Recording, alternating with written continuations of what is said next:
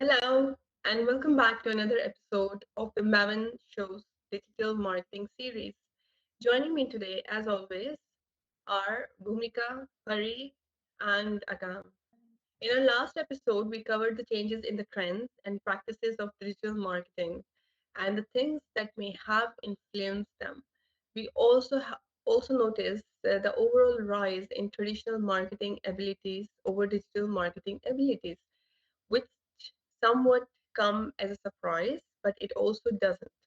Today, we are scaling it back to the basics to discuss the differences and similarities between traditional marketing and digital marketing and to generally compare these two methods of marketing.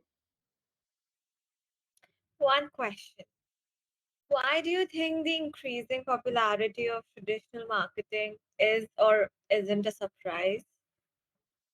I think it is a surprise given the increased choice and accessibility of online courses and remote work.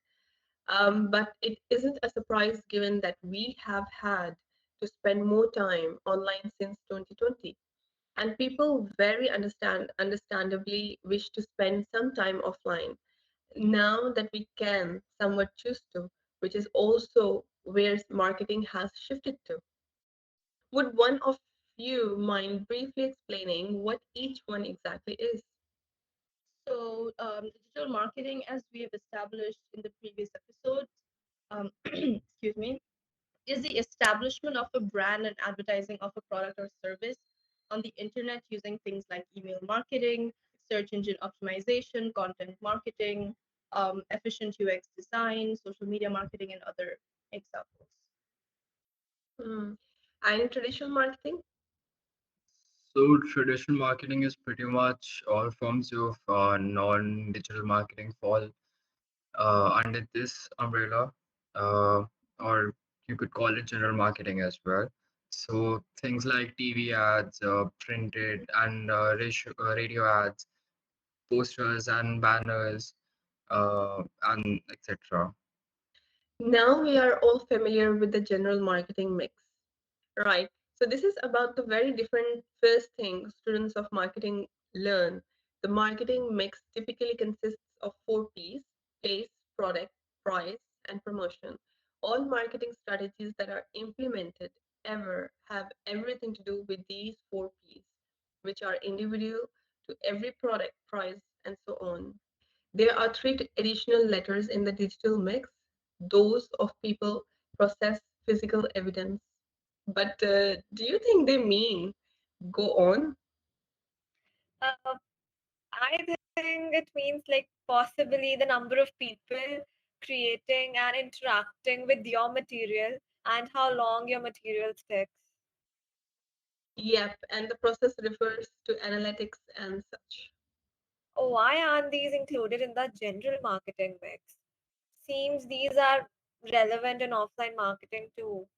I mean that the number of people who create and view traditional marketing content is surely relevant when it comes to evaluating the success and cost effectiveness of whatever method is being used.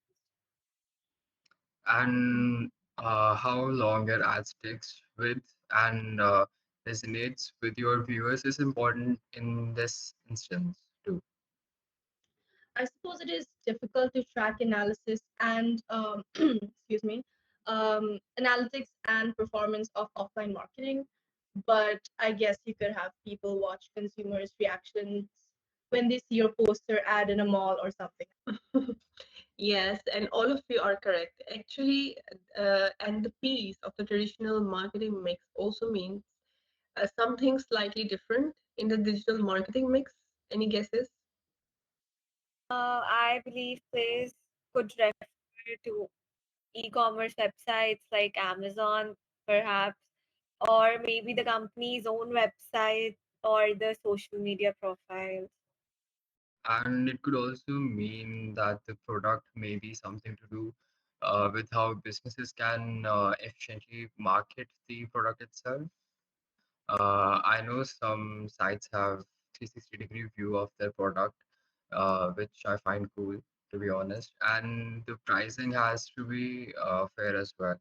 They can't charge extra for shop maintenance, but that charge usually goes towards transport. The advertising itself could be promotion. I think that's pretty self-explanatory. And the pricing is to do with whether you want your product or service to be a one-time purchase or a subscription. Absolutely. And just for clarity's and fairness sake, what do the four P's mean in traditional marketing mix? Let's see. Promotion is like we mentioned, the marketing. So things like advertising, TV ads, posters, sponsorships, and so on. How you brand and present your product. And as for the product itself, the packaging of it, the aesthetic that you build around it, and so on. And for the pricing, it also depends on those things.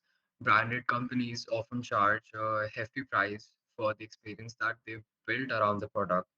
You can take Apple, for instance. Which also comes under place. Going with the Apple example, they charge for shop maintenance, electricity, but and such, but also more abstract things like the Apple experience, like you said, because this is also a very important part of their marketing. Bullseye. The reason I drawled on about the marketing mixes is because it's a good place to refer. If we are to compare these two, a lot of it is already evident in the marketing mixes.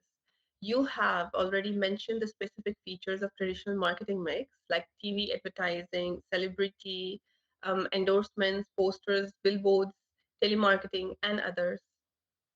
What is immediately evident is the diversity of traditional marketing, I think. It uses many more channels and is likely to reach several people, while online marketing only reaches those who are active online, and it is also dependent on the algorithm. And traditional marketing is also much more likely to be remembered by the consumers. Anything online typically has a very short shelf life with an environment that is already very noisy, as we discussed in the last episode also. No matter how ingenious the marketing may be, but something more tangible like a giant poster or a magazine is more memorable and arguably more valuable when it comes to crafting an experience for the consumers. And that forms an emotional attachment to a brand, which is I think is very important to build customer loyalty, even establish a culture, if you will. It's also a little more accessible and neutral than many online marketing techniques, I think. And what do you mean by that? Well, the thing about agile marketing that we discussed last time, while that can be very clever and effective, it often relies on viewers to know the context for it to hit home, right? Traditional marketing tends to be more neutral and worthy of mass appeal. And also, just because traditional marketing is much older than general marketing, there are more ways and ways to do it, and a lot more research exists on the subject of what works and what doesn't. This doesn't mean that zero innovation is possible in general marketing.